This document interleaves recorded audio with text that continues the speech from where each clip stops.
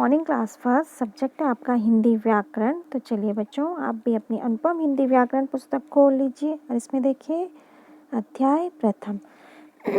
अब हम आपके जितने भी हमने अब तक अध्याय पढ़ लिए हैं उनका दोबारा से छोटे छोटे क्वेश्चनों के माध्यम से पुनरावृत्ति की रिवीजन करेंगे। तो देखिए आप इसमें आपका फर्स्ट अध्याय भाषा है, जिसमें हमने भाषा का अध्ययन करा। हमने जाना कि संसार में प्रत्येक प्राणी अपने मन के भाव या विचारों को अपने तरीके से प्रकट करता है, जैसे चिड़िया चहचहा कर, शेर दहाड़ कर, बिल्ली म्याऊं म्याऊं कर कर और मेंढक टर टर कर कर। फिर हमने जाना कि केवल मानव ही एक ऐसा प्राणी है जो अपने मन के भाव या विचारों को बोलकर और लिख कर प्रकट करता है। और हमने भाषा के दो रूपों के बारे में जाना। भाषा के दो रूप होते हैं, मौखिक रूप और लिखित रूप। मौखिक रूप में बोलकर सुनकर मन के भावों को समझना क्या था, मौखिक रूप का उदाहरण है ना। और जैसे इसमें लिखित रूप का उदाहरण था, शाम पट पर लिखना, अखबार पढ़ना, ये सब क्या है, लिखित रूप के उदाहरण है। फिर इसमें है भाषा में है, भाषा के 4 प्रकार होते हैं, लिखना, पढ़ना, बोलना और सुनना भाषा के 4 प्रकार हैं। तो बच्चों देखिए यहाँ पे आपको कुछ प्रश्न खाली स्थान भर दिया गया है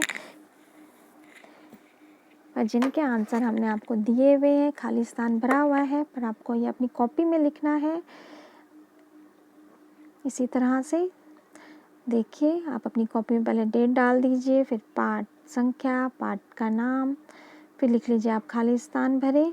फिर इसमें है क क्वेश्चन दिया गया आपको, मनुष्य अपने मन के भावों को, तो यहाँ पे पूछा गया है मनुष्य अपने भावों कितने प्रकार से प्रकट करता है। तो मनुष्य अपने मन के भावों को 2 प्रकार से प्रकट करता है, जिसमें है उत्तर।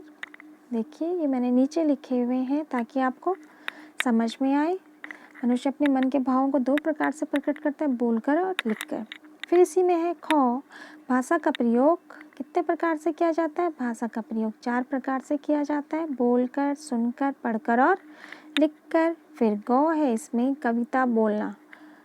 यहाँ पे पूछा जा रहा है कि कविता बोलना भाषा का कौन सा रूप है, तो कविता बोलना भाषा का मौखिक रूप है। फिर है घ, पत्र लिखना भाषा का कौन सा रूप है, तो पत्र लिखना भाषा का लिखित रूप है। फिर है ण, इसमें पढ़ना लिखना। यहाँ पे पूछा जा रहा है कि पढ़ना लिखना पशुओं को आता है या नहीं आता, तो हम लिखेंगे यहाँ पे पढ़ना लिखना पशुओं को, पशु पक्षियों को नहीं आता है। वे अपनी सिर्फ ध्वनि के माध्यम से अपने मन के भाव या विचारों को प्रकट करते हैं, और हम मनुष्य उनकी ध्वनि या आवाज़ को सुन तो सकते हैं पर उसे समझ नहीं सकते। तो बच्चों आज ये कार्य अपनी कॉपी में कर लीजिए। ओके बच्चों, थैंक यू।